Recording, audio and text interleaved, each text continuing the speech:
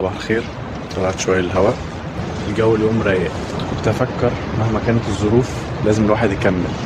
الحاجات الكبيرة تبدأ بخطوة صغيرة.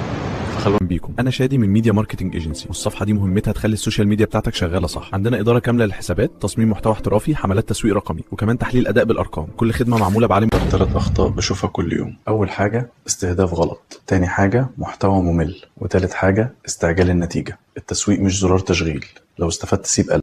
انت عايز متابعين ولا عايز عملاء؟ لو الاتنين عندك زي بعض راجع تسويقك.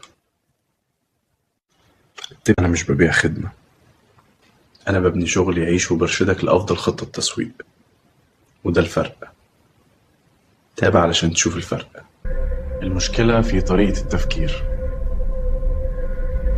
بنقول السعر قدامك ومن غير لف ولا ترقيع بأقل سعر في السوق. SMM حقيقي، متابعين مستهدفين، تفاعل يشغل الحساب، وعروض تخليك تكسب مش تدفع وخلاص. بتدفع كتير ومش بتكسب، يبقى وقتك جاي. ابعت كلمة ابدأ وخد عرض SMM قبل ما السعر يرجع طبيعي. اللي يلحق يكسب. بيكم. انا شادي من ميديا ماركتنج ايجنسي، والصفحه دي مهمتها تخلي السوشيال ميديا بتاعتك شغاله صح. عندنا اداره كامله للحسابات، تصميم محتوى احترافي، حملات تسويق رقمي، وكمان تحليل اداء بالارقام. كل خدمه معموله بعالم. فاكر السوشيال ميديا حظ؟ لا، دي شغل، بس شغل صح. احنا في ميديا برو اكس بنظبطها. اللينك تحت. دي مش دايما، خدها دلوقتي. مفيش وقت للتجربه ومفيش وقت الغلط. كل يوم بتاخر فيه في غيرك بياخد مكانك على التيك توك. احنا مش بنبيع وهم ولا بنقول لك هتبقى ترند في يوم. نتيجه تسوي شغل صح زي الدفعه ذكيه. ابدا السنه الجديده غالي واعية.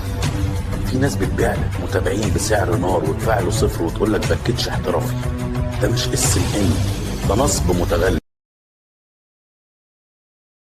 شادي ميديا ماركتنج ايجنسي، مش بزود ارقام وخلاص. انا بزود متابعين حقيقيين وتفاعل يحرك الخوارزميات واعلانات بتدخل عميل جاهز يشتري بيها. نقطع الشك باليقين. لو لسه بتجري ورا اللايكات والمشاهدات ومفيش مبيعات، يبقى انت بتضيع وقتك. هنا مش بنبيع وهم هنا بنحول الاعلان لفلوس حقيقيه. انا شادي مش صح. السوشيال دي ماكينه تشغيل عملاء، تزويد متابعين حقيقيين مستهدفين. انت بتعلن ومش بتكسب، يبقى الاعلان مش مشكلتك. التمويل غالي والوصول بقى اصعب، وناس كتير بتدفع وبتستنى معجزه، بس الحقيقه اللي محدش بيقولها العميل موجود، بس الاعلان مش دايما بيوصله. طالما شغلك لو بتعلن ومش بتبيع استنى. نكون واضحين، سنة كاملة بتنزل محتوى، بتتعب وبتصرف، وفي الآخر مفيش وصول، مفيش مبيعات. راس السنة مش وقت تجارب، ده وقت قرارات ذكية. احنا مش بنبيع أرقام. ميديا بروكس بنبني حملات سوشيال ميديا كل يوم، لكن البدايه الحقيقيه بتكون من الموقع بتاعنا mediaprox.online. ده شكل الموقع، كله واضح، الخدمات، الباكجات، وزرار استشاره مجانيه، كمان متوصل بلوحه. نفسك ثانيه واحده.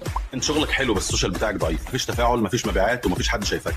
المشكله مش فيك، المشكله انك بتسوق غلط. احنا ميديا ماركتنج ايجنسي، ناس فاهمه سوشيال ميديا بجد، مش بنبيع.